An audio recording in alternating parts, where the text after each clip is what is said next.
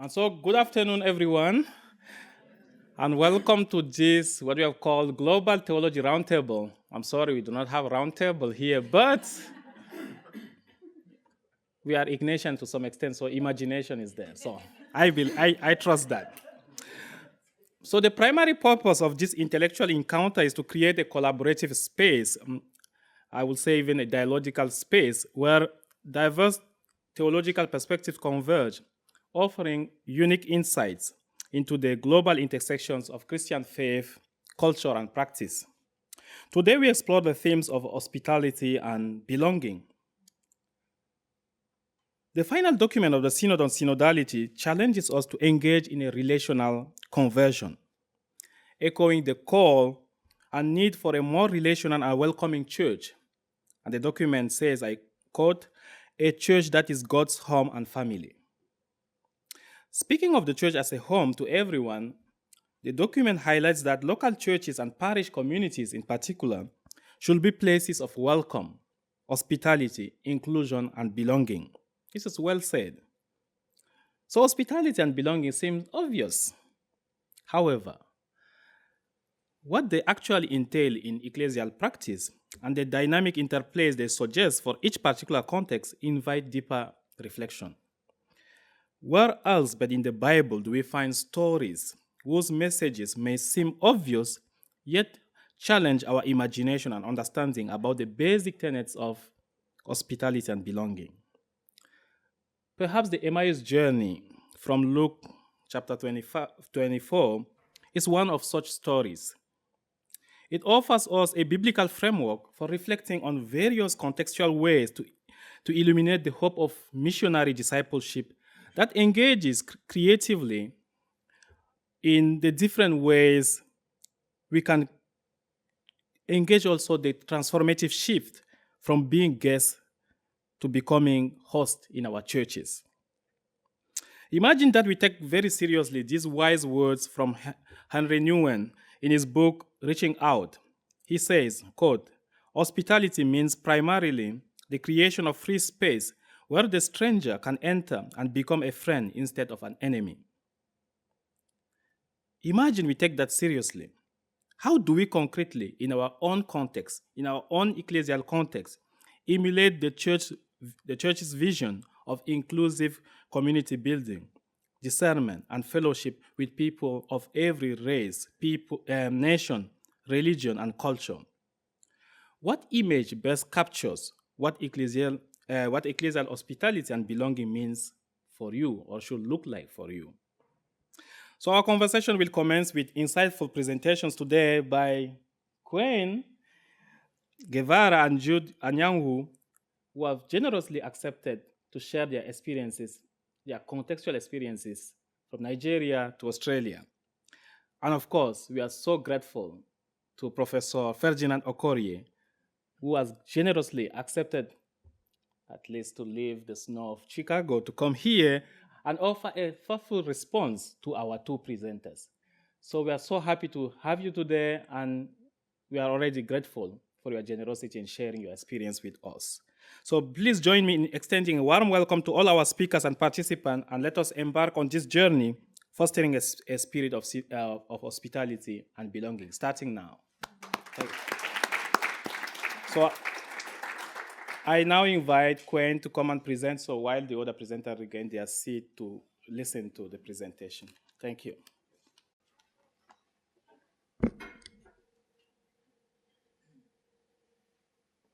Thank you, everyone, for coming on a Friday. I know that for many of us, we have other things going on, but I do appreciate this time that you've offered so we can share a little bit about our own context and the things that are going on not outside of Boston College.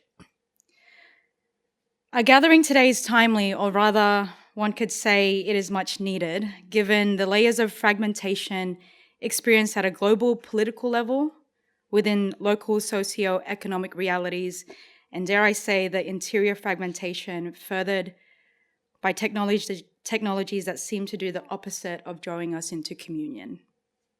It is important that I share my local context with you before I dive into a reflection on the biblical narrative of Luke, a text that has not only guided our global synod, but also the first ever synod of the Diocese of Parramatta, which Bishop Vincent Long Van Nguyen had asked me to lead. I want to first share, though, a little bit about myself. I've not had the privilege of sitting with each of you to get to know you, and I think it's important in this idea of a vision of a global church that we start sharing a bit about our stories. And it might also help set the context as to why synodality resonates with me so much as an immigrant from the Philippines, and why I'm enthusiastic about being part of what the Holy Spirit is doing today. In many ways, the Emmaus walk is reflected in the ancient Filipino concept of kapwa, which means shared identity, or Ubuntu, which means I am because we are from African wisdom. So here's a little bit about my life. This is my family. I have a younger brother who has 3 little kids of his own. That's my parents, both of whom at a very young age decided to migrate from the Philippines to Australia, seeking a better life. For the last 7 years, I've been involved in diocesan youth ministry, which has given me a ton of energy, but it hasn't always been the trajectory of which I thought my life would go. From a very young age, I wanted to be a lawyer, and so that's what I pursued in university, and ended up practicing corporate immigration for a few years before a very good Lord took me to World Youth Day in Poland, and I had a profound experience of Jesus in the Eucharist. When I returned home to my desk, there was no way I was going to stay in front of a computer for the rest of my life. I felt that I had a mission to pursue, and so I left Sydney for about six months to do some serious discernment. I'm also part of a basketball women's community that I like to share about because they, in fact, are my community. I don't find myself planted in a parish per se. It's in this community that I've built the bonds that has accompanied me through my faith. The Diocese of Parramatta was founded by Pope John Paul II in 1986 as a suffragan diocese of the Archdiocese of Sydney, with over 330,000 Catholics across 46 parishes. There's been some amalgamation since I've left.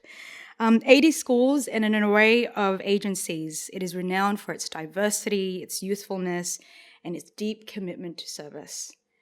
Western Sydney has 40.9% of its population born overseas, with a total of 2.7 million people. These residents hail from 170 countries and speak more than 100 languages. We also have a large population of First Nations communities and one of the largest intakes of refugees and asylum seekers. As economic pressures continues to push people further out west, people like to migrate to Sydney, but they realize that it's very expensive to live there.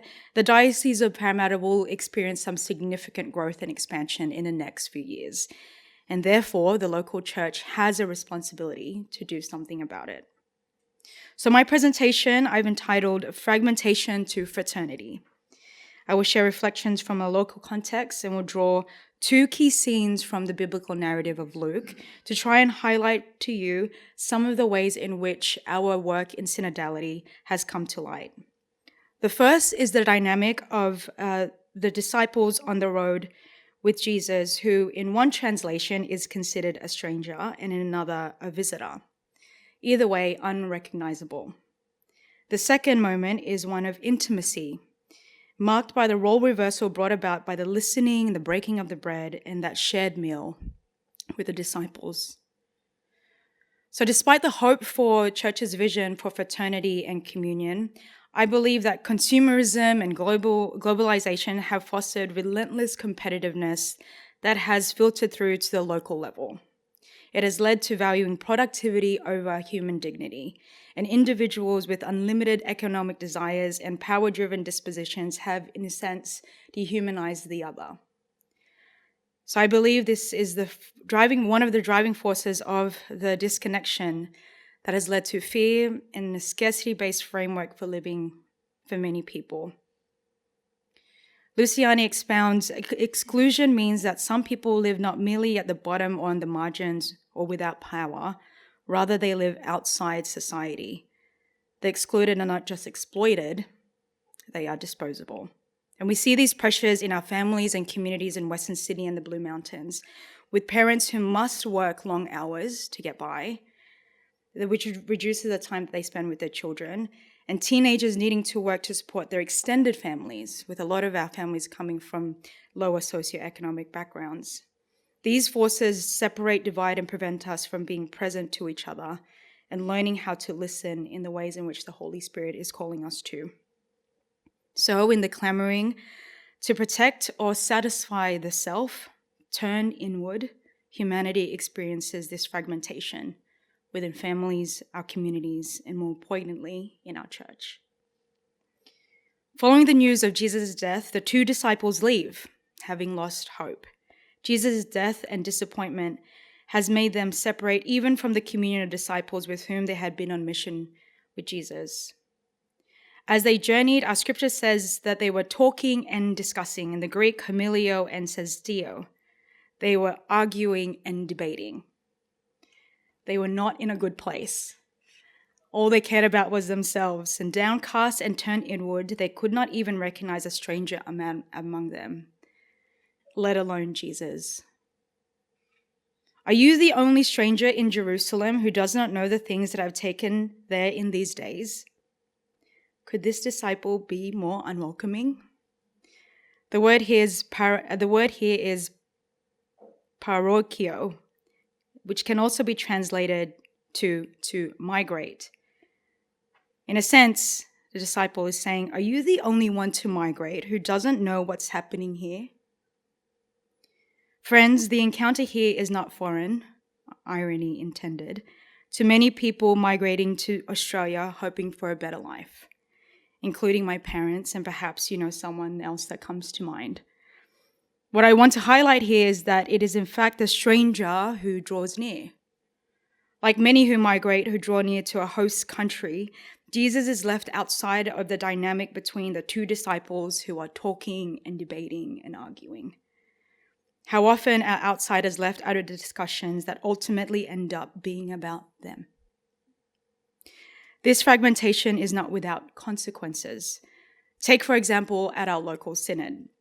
We were strategic and intentional about striving to gather stories from families who were from different migrant backgrounds, including our Indigenous brothers and sisters. Why? Because when we initiate consultation processes, we often design without regard to the places where people gather. In fact, we often invite our communities to come and have their say, rather than asking them, help us find a way to meet you where you are. One might say that the methods of listening already embody fragmentation due to the lack of appreciation for cultural diversity and the lived realities of people.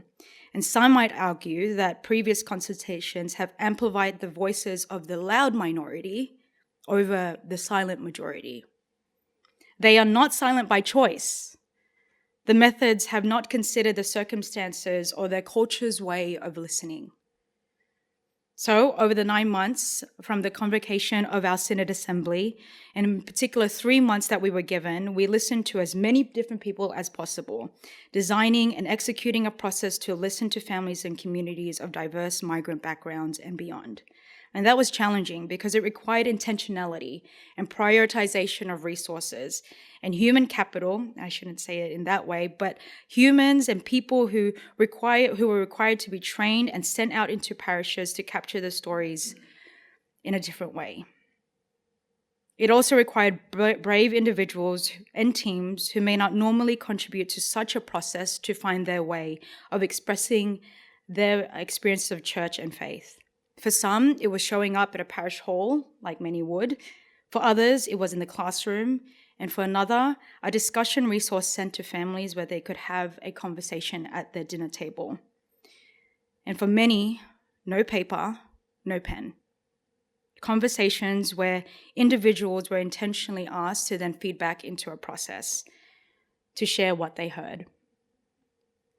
The process involved over 5,000 individuals and over 1,000 submissions within 3 months. The road to Emmaus presents, I believe, a compelling response to the lack of hope and despondency that we experience in our pastoral and ministerial work often. Along the way, Jesus embodies synodality, the walking with, which isn't just a physical manifestation. This is a spiritual endeavor that is inherently communal and inherently fraternal. Jesus' actions here are consistent with his movements through the gospel, drawing close to the most outsider, the woman at the well, the blind man Bartimaeus, the hemorrhaging woman, in a stunning display of fraternity and relationship and intimacy. This is Jesus. He draws close to the disciples on the road who have gone astray without hope, and so must we. Let me now shift to the moment where the narrative of the protagonist changes. The host, the two disciples, who no longer are the hosts, because Jesus steps in, the stranger, who interjects and begins sharing. As the disciples listen, their hearts begin to burn, something that they will acknowledge later. Their blindness is slowly being healed, and not only are they seeing, they are now hearing. This is an embodied experience, and they begin to decenter themselves towards the other and invite the stranger into their midst. However, in sharing this, Jesus also welcomes the disciples into his story, his experience, his thoughts. This is a vulnerable risk for anyone who has ever started a friendship. What if they reject me as I share of myself? And so Jesus witnesses to the risk of migrants who are vulnerable and brave the possibility of rejection for connection, communion, and fraternity. In this interplay of being guest and host, we see the invitation of the disciples, stay with us, revealing a shift in their disposition and willingness to welcome a stranger. However, this is because the stranger was able to share themselves along the way. And so in this process of listening, they are transformed. At the breaking of the bread, they experienced fraternity, and their hearts were blazing. In the Greek, kardia means heart and mind. It is the seat of thought and emotion. When this communion is experienced, the intimacy encountered moves the disciples and compels them to go out because Jesus is here. I'll share one story from our synod that really highlights this interaction. Many of our people were first hesitant to be part of the synodal process, mostly because they had experienced some other things in the church that pushed them back or made them skeptical about the possibility of communion through this process. At our synod assembly, one of our brave members decided that they would share their accompaniment of one of their friends in their parish who experiences domestic violence. Now, in every other setting, perhaps in the life of the church, this isn't something that we would normally bring to light. But in the safety of the space that we had created through listening and discernment and a commitment to synodality, they felt that they could share this, and it shifted the entire room. You could feel the Holy Spirit moving and opening us up into the stories of one another at the seat of the table. This was our synod assembly. I have many other stories, but in the interest of time. So as has been shared throughout the synod documents, the way to understand synodality is to experience it. We experience God not just in the sharings of joys, but also the suffering. And when one encounters being seen, we are compelled to share. Just like the disciples who returned because Jesus was with them and they saw. When we lose hope, we clamor to protect ourselves and close our heart's doors, even to those who draw near. And in order for us to care for one another, we must be in communion, willing to let go of our own individual agendas and look up to see where we are going, and look beside us to acknowledge the other, so that we can witness to the truth that God is truly with us. Thank you.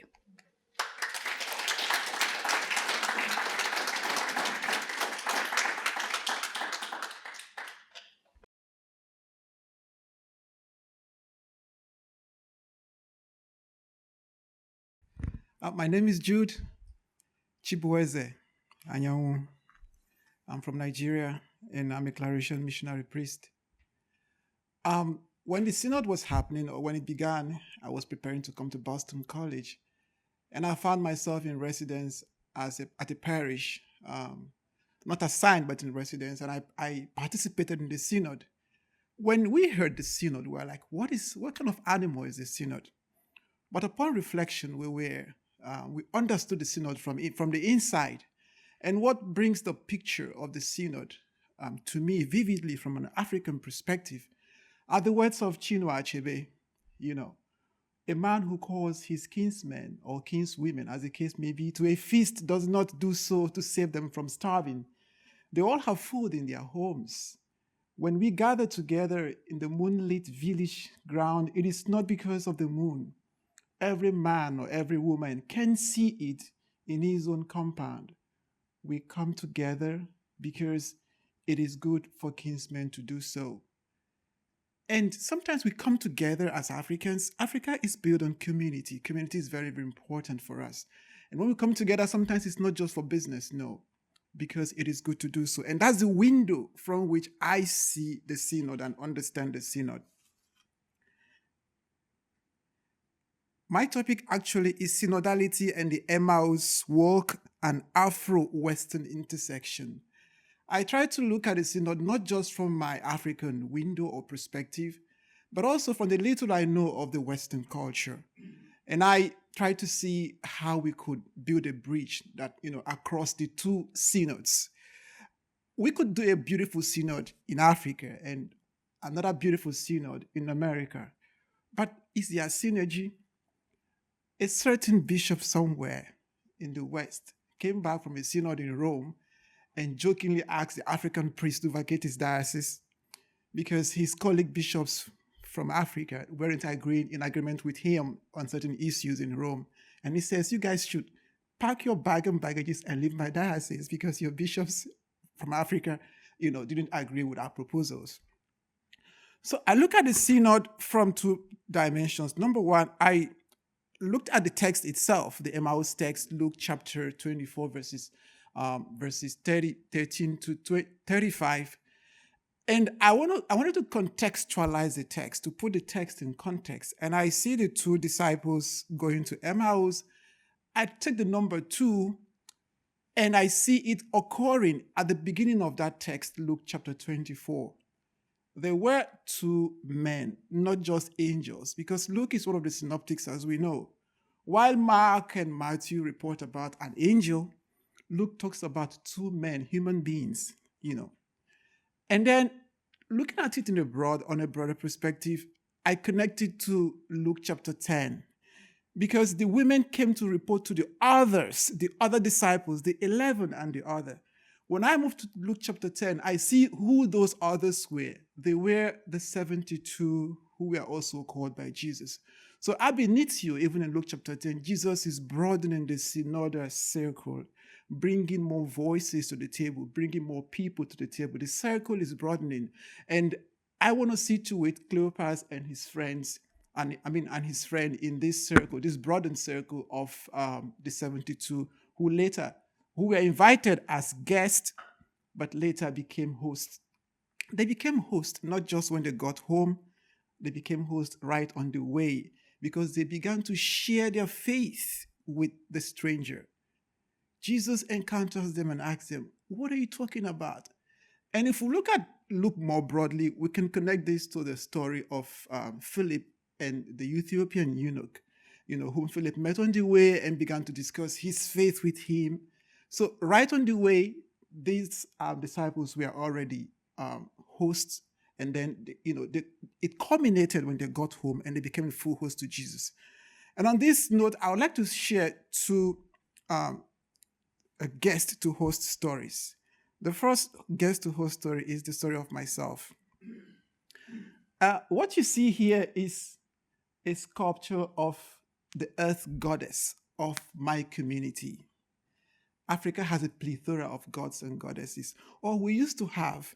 Now people came and told us these things are idols, and they put them on the planes and flew them to museums in London, and I have to pay to see what my ancestors used to play around with.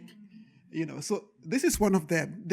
We have a few left, and now with there's some kind of renaissance of this, and people are trying to make them, those who are interested in making them. So this is Allah, or Anna, the earth goddess. My community worship this goddess, and it belonged to my family.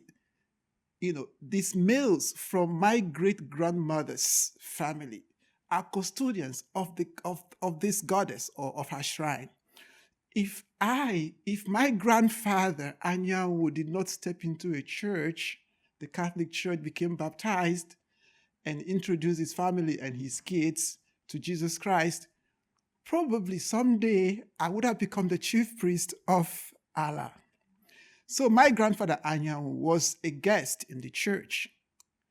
He became a guest, got baptized, got married in the church, gave birth to my dad gave birth to me, and then it continues. And we moved from being just visitors to the church, and we became hosts and points of reference for Christianity in my town. When I was becoming a priest, because we have vocations in Nigeria, lots of vocations, but we didn't have vocations from my village. That's my particular. What's happening? Oh, they are custodians of Allah. So when people heard that I was in the seminary, they said, this guy will become a priest because they own, that's their stock in trade. And the older guys who saw with eyes from behind told people that he's going to become a priest. I don't know if they are correct. So we used to be guests to the church, and then we became hosts. The second story of guest to host I would like to share with you is the story of this young priest, Father Idris Gwanube. Idris was born into a staunchly Muslim family. He was ordained like 3 years ago for the Diocese of Jalingo in northern Nigeria.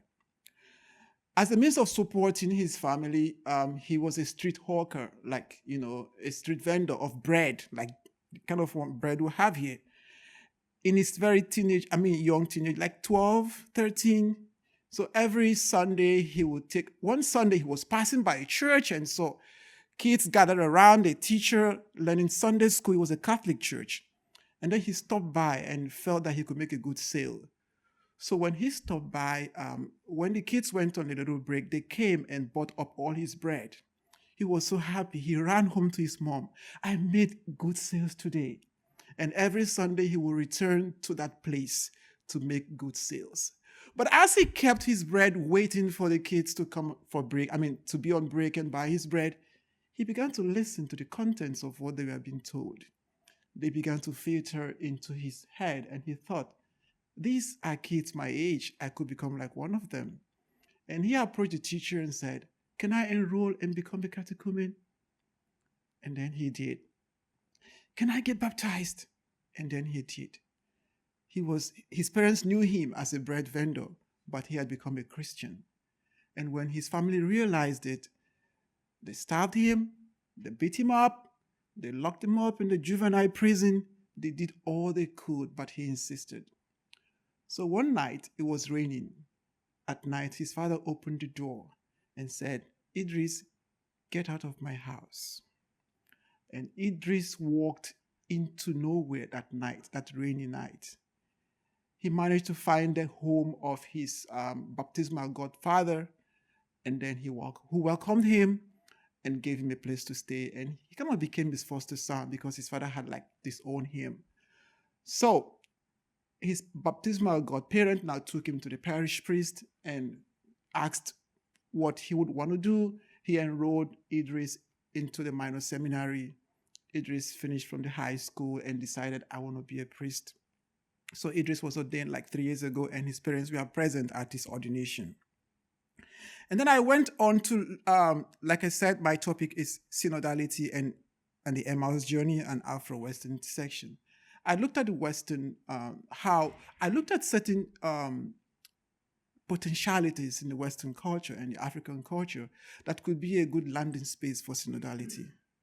If you look at this picture, if I didn't put this caption, Aristotle and Emmaus walk, you would think that actually this is Emmaus. But I looked at this and I remembered while I was doing philosophy back in the day, Father Ferdinand was my big brother back in the day in philosophy, and he was one of our best. So looking at this photo, you might just imagine that this is an Emmaus work, but it's actually the peripatetic school of Aristotle at the Lyceum. So before Luke and Emmaus, there was an Emmaus. Remember, we are talking about the Greco-Roman world that was like an heir to the Greek culture. So this is Aristotle doing peripatetic work with his students. It was a synodal. Learning was synodal. It wasn't like a master or a teacher dishing out stuff and content to his students or to their students, but it was a process like Socrates would say, a midwifery. Socrates saw himself as a midwife who helped the students, bring up or bring out knowledge that was important in them. So in the peripatetic work, the instructor, or so to speak, the anchor person was like a guide, a facilitator of knowledge, and that was what Aristotle was doing. Very, very parallel, so much similar to what we have in Emmaus, in the Emmaus journey. When Jesus joined them, he didn't say, "I've come to teach you." No, he said, "What are you guys saying? Let me hear from you." And up until the point they couldn't go further, Jesus now completes the other side of the story. That's the Western. And of course, we know that Aristotle sits at the very foundation of Western culture, Western education, and to an extent, Western civilization as we know it.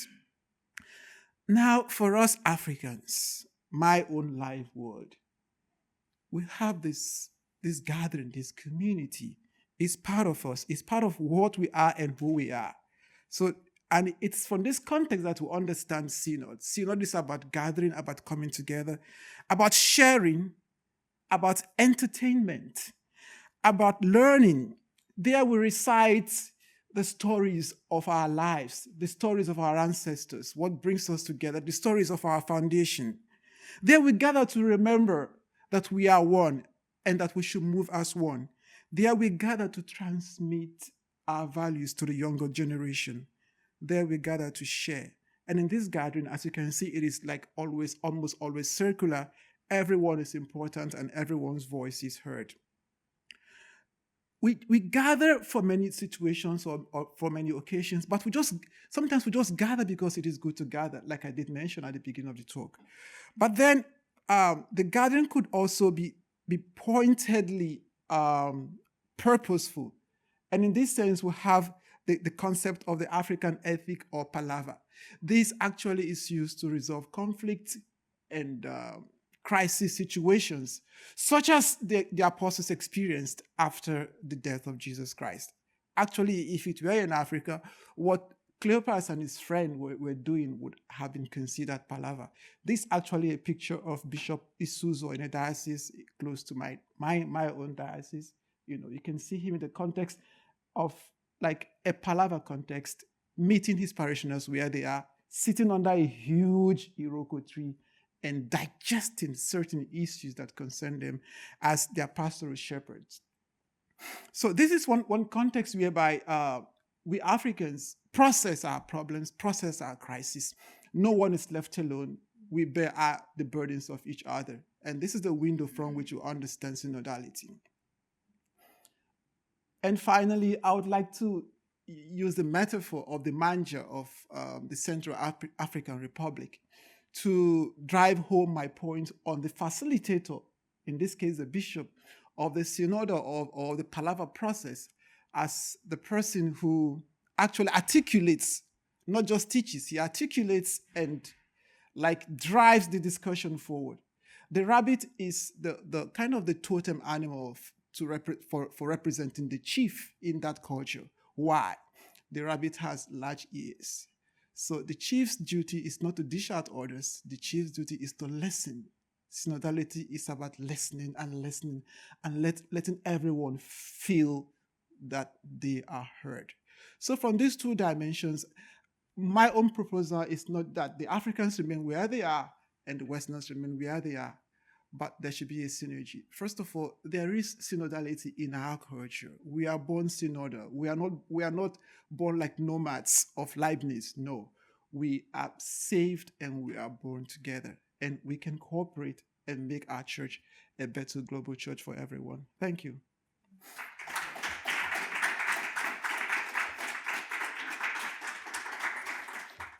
Good afternoon, everyone.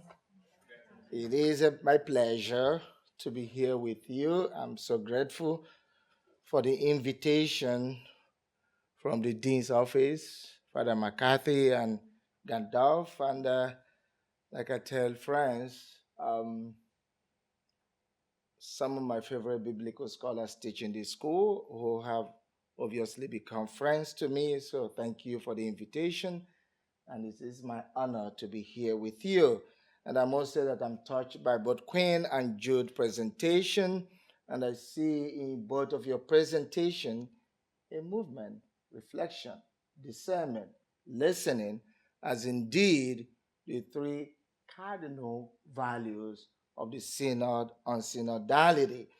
And your interpretation in an unbelievably profoundly contextual ways touch me as a student of the Bible.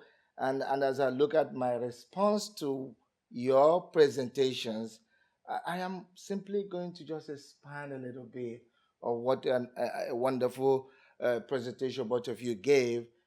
When that movement from fragmentation to identity to storytelling, and you doing that in the context of unity, as we all sit under the big tree and listen to one another with that image of the big ear of the rabbit, actually represent, in my opinion, and I guess you two brought it out clearly, of what Pope Francis intended in 2018 when the motu proprio was sent out at the beginning of Synod on Synodality. But allow me to first give a little bit of a background to this Emmaus story in Luke's Gospel.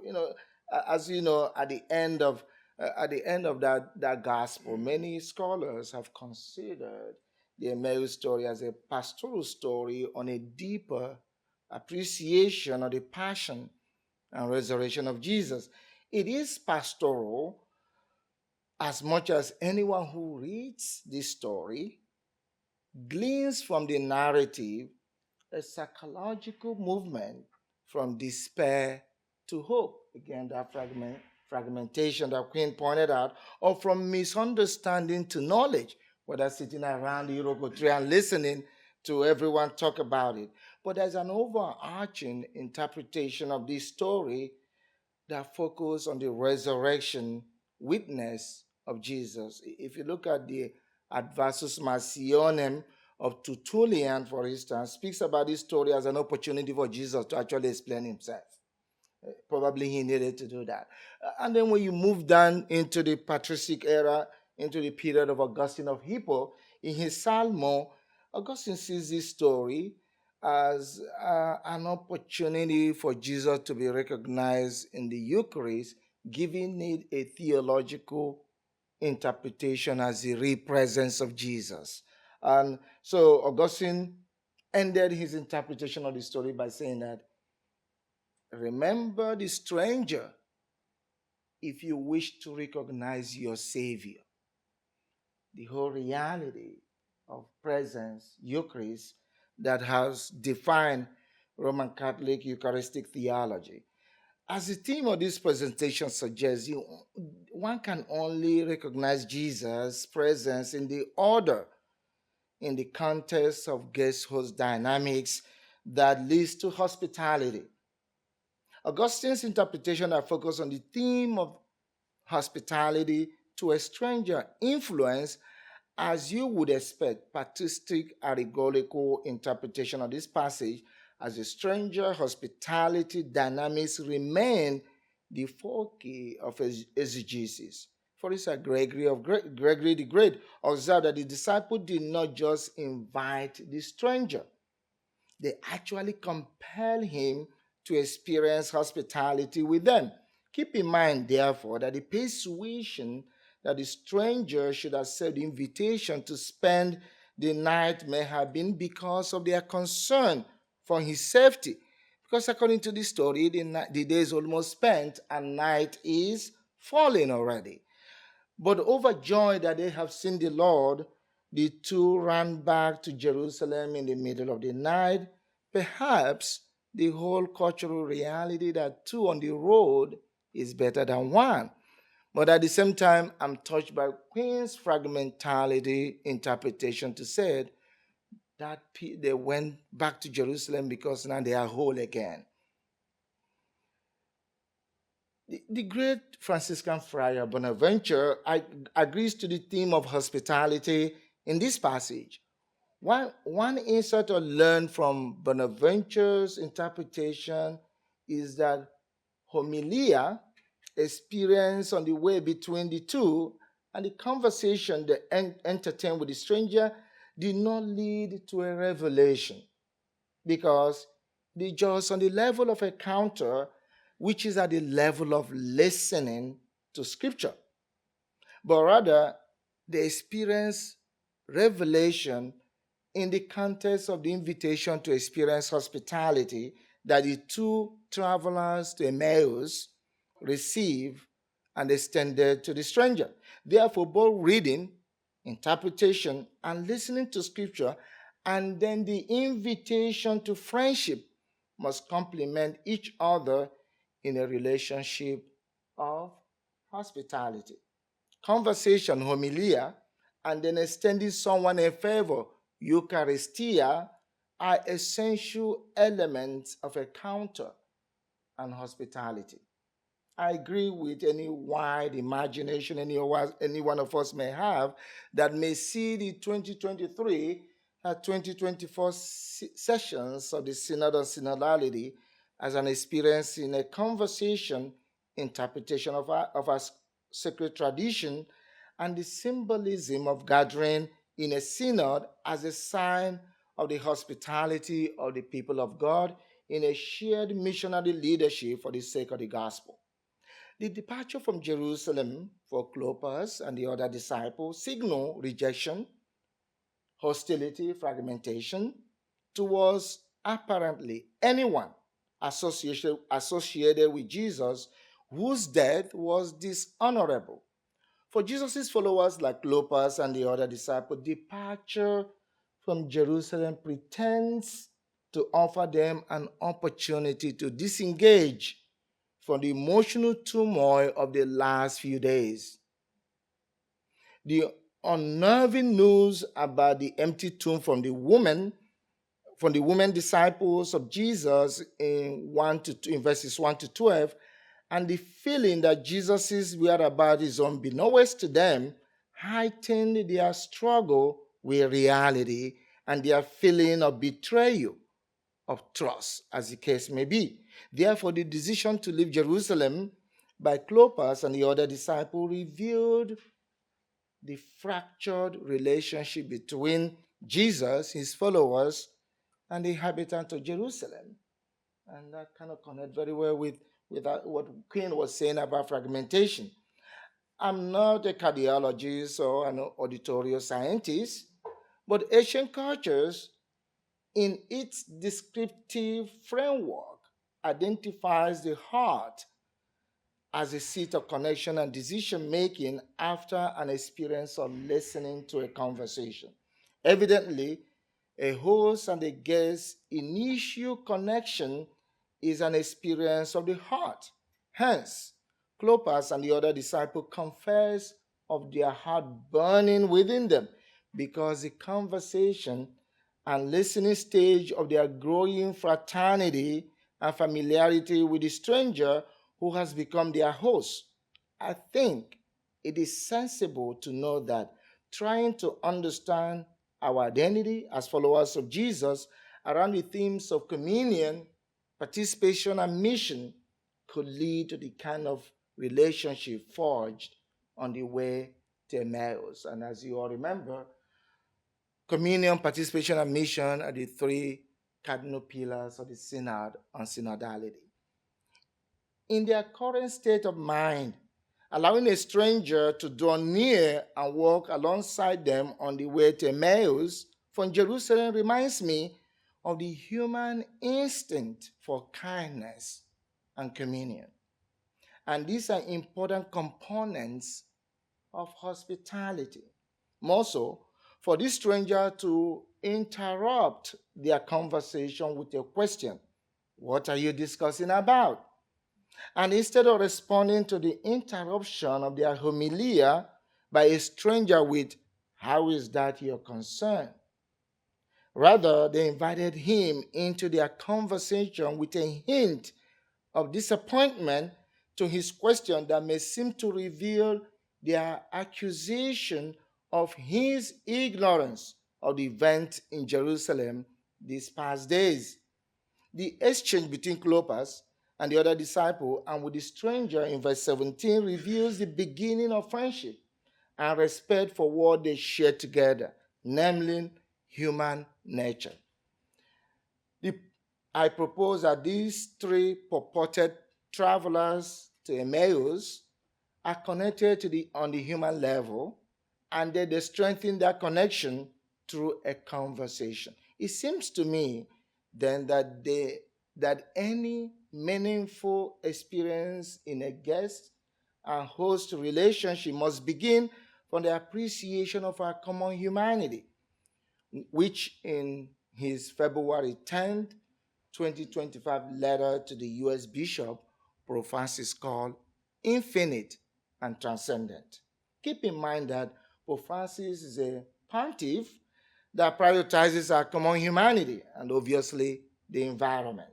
Therefore, no surprises at all that he called a synod of the whole church, with both ordained and lay faithful sitting side by side in shared vision for our church.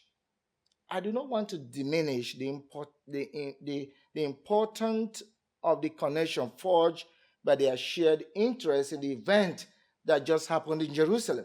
But keep in mind that while Clopas and the other disciple understood the event as a disappointing endgame to their hope that eventually left them traumatized, the stranger, on the other hand, sees the event in Jerusalem as a fulfillment of their hope, and the unfolding event as certainly within God's plan.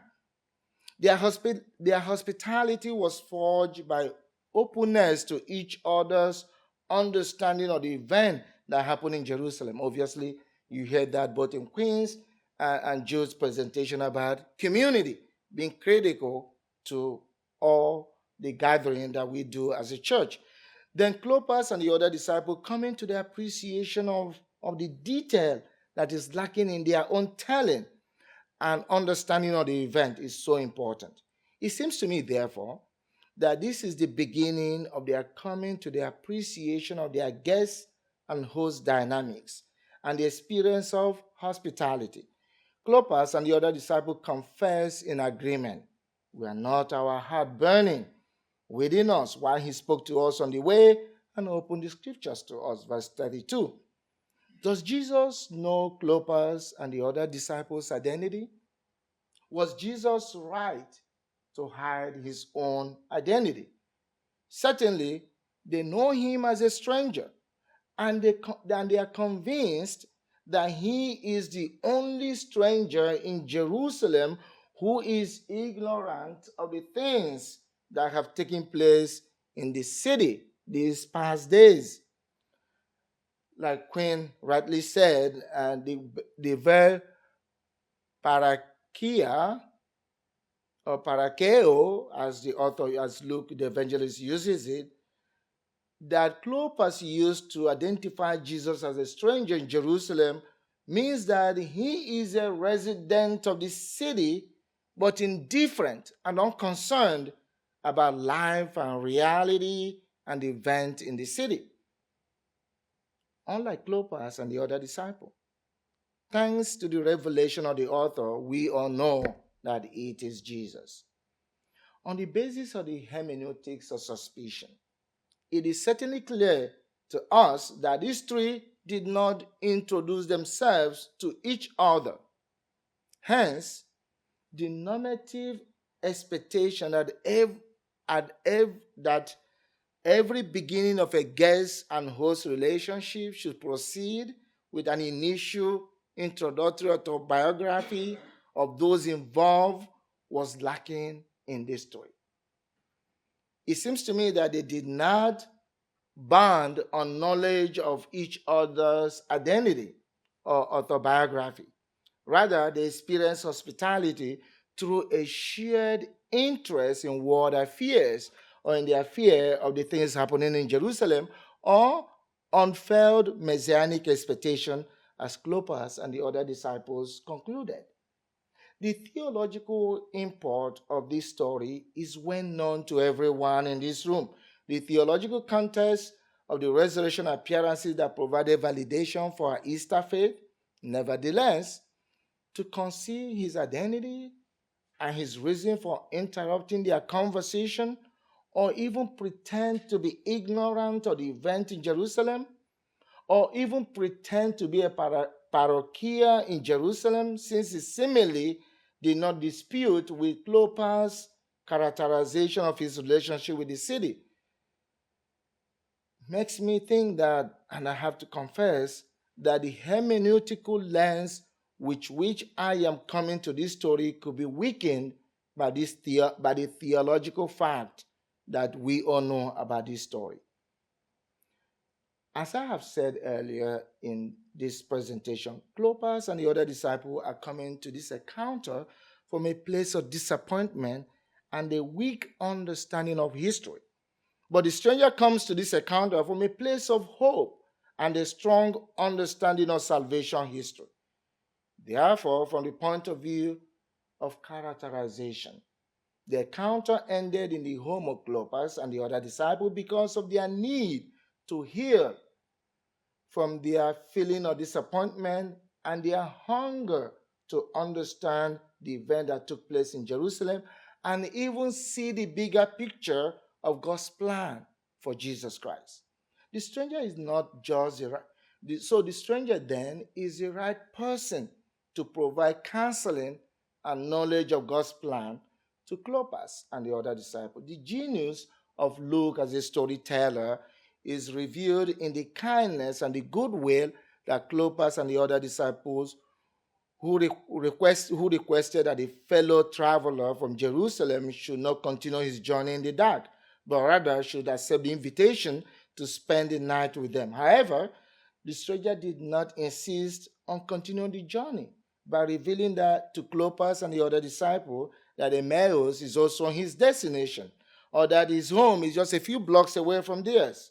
Again, their indisposition to introduce themselves to one another seems to me to weaken the value of this story as a hospitality story.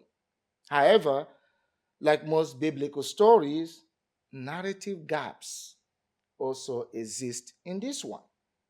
Therefore, the decision to accept hospitality from his fellow travelers reveals that his destination is not Emmaus, and a strong bond of trust has been established through conversation and listening, as we both gleaned from both Jude and Qwayne's presentation.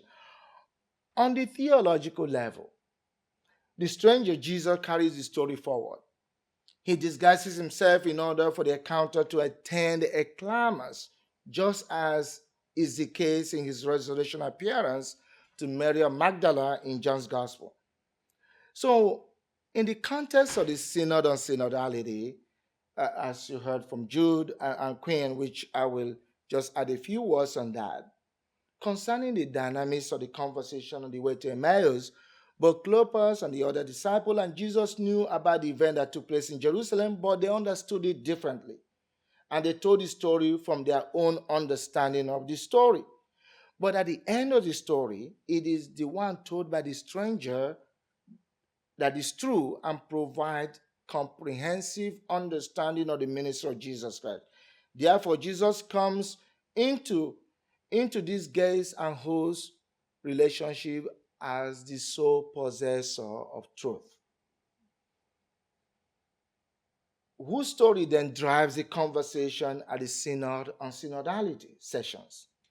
As you know, at the synod on synodality sessions are people from all the voices of antiquity, tradition, and orthodoxy, like the stranger, and they can trace back our history from antiquity. And I'm talking about the Pope, the Bishop, the clergy, the cardinals, and some of the theologians. And at the same time, at the synod, are just regular church people who are asking us, advocate ministers, lay ministers, some theologians, advocate of a church that reflects the necessity for the church to align itself to today's socio-political and economic shifting landscape. So who now carries the message forward in that table is very important. One important hermeneutical lens with which to read the story in the context of the synod or synodality is the pastoral leadership of the risen Lord towards Clopas and the other disciples. In their apparent state of dissonance between their unfulfilled hope and the current reality in the city of Jerusalem, the risen Lord appears with an objective message of hope. Through discussion and table fellowship, Jesus brings them into a full appreciation of the divine plan for the world renewal into which they are called to participate.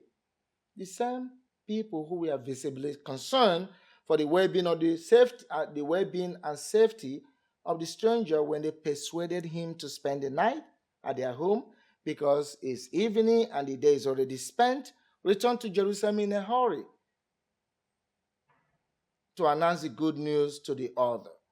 Then, whether it is the woman who went to the tomb in verses 1 to 12, or Simon who has seen the Lord, or Clopas and the other disciple who recognized him at the breaking of the bread, the followers of Jesus became a community of shared belief in the resurrected Lord whom they have seen independently and have come together as a community united by this singular experience of encounter with the risen Lord. And Luke Timothy Johnson has a wonderful quote about this community. I'm going to skip that quickly and say that there is a wonderful quote about this also in the Wisdom Commentary written by Barbara Reed and Shirley Matthews. But I'm going to go quickly to say that there's another area of importance that I want to draw attention to as I come to the close to the end of my presentation. One area of similarity where hosts and guests transform into mutual hospitality in the Emmaus story and in the church's synod on synodality is listening, as Jude pointed out. On one hand, careful listening to the homilia between Clopas and the other disciple and seeking to know more in a concerned and friendly manner brought Jesus to their company. On the other hand, their careful listening of Jesus, who broke open the scripture for them about himself, made their experience of table fellowship possible. In other words, their mutual listening brought to light their collective hope and interest. In the final document of the synod, listening is described as to live in communion, to realize participation, and to promote mission. And these are the three pillars again of the synod and synodality. And for the church, that can only happen if we all listen to one another. In walking together on the way from Jerusalem to Emmaus, transform their host and guest relationship into mutual hospitality. Literally, like Jude pointed out, and also Qwayne did the same, walking on the journey with the same destination in mind makes them partners, supporting each other, companionship, pilgrims, shared vision with a significant complementarity of the stories of each other. Everyone's story is important. The image of Jesus Christ walking along the way from Jerusalem to Emmaus alongside Clopas and the other disciples mirrors the church's synod on synodality vision. As though walking is a cue from the Emmaus story, the final document on the synod of synodality insists that, and I think I have to quote this in full, synodality is the working together of Christians with Christ and towards God's kingdom in union with all humanity, oriented towards mission. Synodality involves gathering at all levels of the church for mutual listening, dialogue, and community discernment. In verses 33 to 34, could mirror the gathering of a synodal church, with the women who went to the tomb in verses 1 to 12, telling their story, the same as Simon who has seen the Lord telling his story, then Clopas and the other disciple recounting their encounter with Jesus as all the disciples listened, dialogue, and discern the resurrection story as a community. The woman, Simon, Clopas, and the other disciple contributing to the communal discernment of the resurrection and appearance stories is indeed the condition and the privileged expression of synodality. I want to say something quickly about the identity of the other disciple, which, as you can see in many images, is kind of different. In the context of our discussion about intersection between the Emmaus story and the final document on synodality, it is important to examine the identities of the two disciples. Obviously, verses 33 report their return in haste to Jerusalem, and you saw that in Jude's presentation. They returned haste in Jerusalem, and then they found the 11, and the woman with them. So the Clopas and the other disciples are not in the company. They are not one of the 12. However, in tradition, the other disciple is identified as a male. This is promoted in medieval and Renaissance arts. Among those who rejected the fact that the other disciple is a male is a legendary and great Jesuit scholar, Joe Fitzmyer. Obviously, feminist scholars have insisted that an equal sensible suggestion is the claim that Clopas' companion is a female. And Luke is a writer of his own time, where males are named, and obviously women are not named. That is cultural. Scholars who propose that Clopas' companion is a female further suggest that they are a couple, a missionary couple. This point of view is supported in many intertextual interpretation that links Clopas or Luke's gospel, his Greek name, with Clopas or John's gospel, his Semitic name, who is the spouse of Mary in John 19:25. Therefore, for me, Luke expands the followers of Jesus beyond the traditional 12 disciples. At their hidden habitation in Jerusalem following the event of Jesus' death, there are more than just the 12 minus Judas. Clopas and his unnamed wife were in the company of the traditional 12 together with the woman who went to the tomb in verses 1 to 12. Therefore, in this gathering of the followers of Jesus, we discern a diversity in gender and marital status of Jesus' followers. Then I invite you to expand your imagination on host and guest dynamics of hospitality to acknowledge the hospitality of mutual affirmation of a diverse community of Jesus' followers united by their faith in the passion of Jesus and in the telling of the stories of Jesus' appearances to Simon, Mary Magdalene, and the other woman, Clopas and his spouse. It is important, therefore, in my opinion, to keep in mind that Jesus' post-resurrection appearances was not limited to Simon, to Mary Magdalene and the other woman who went to the tomb with her. Also, Jesus appears apparently to a couple who are his followers. In other words, Jesus appeared to an individual, to a group of female followers, and then to a couple in Luke's gospel. That very night, the followers of Jesus exercised a hospitality to each other in a synodal way as they share their experiences of seeing the risen Lord with one another. Discern, therefore, that Jesus gives a privileged place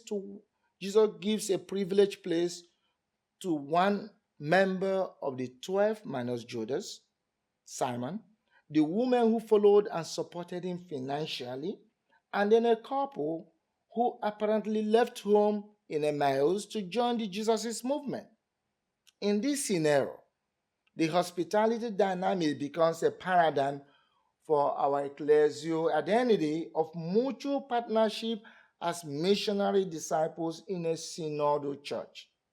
That very night, the nascent church gathered over a shared belief in the death and resurrection of Jesus Christ. It is sensible, therefore, to suggest that this is the group that's indeed scattered all over the countryside. Let me therefore conclude this reflection by reminding us once again the words of Pope Francis at the opening session of the 2024 session on Synod and Synodality. In his address, Pope Francis made the following observation, which I think captures the vision of Synod and Synodality and the biblical framework of the Synod experience as it relates to the Emmaus story. He says, journeying together with one another, everyone together, is a process in which the church, submitting to the action of the Holy Spirit and sensitive enough to capture the signs of the times, continually renews herself and performs her sacramental nature in order to be a credible witness of the mission to which she is called, to unite all people into one people awaited at the end, which God himself will ask us to be seated, all of us, at a banquet prepared for us by God himself. Thank you very much.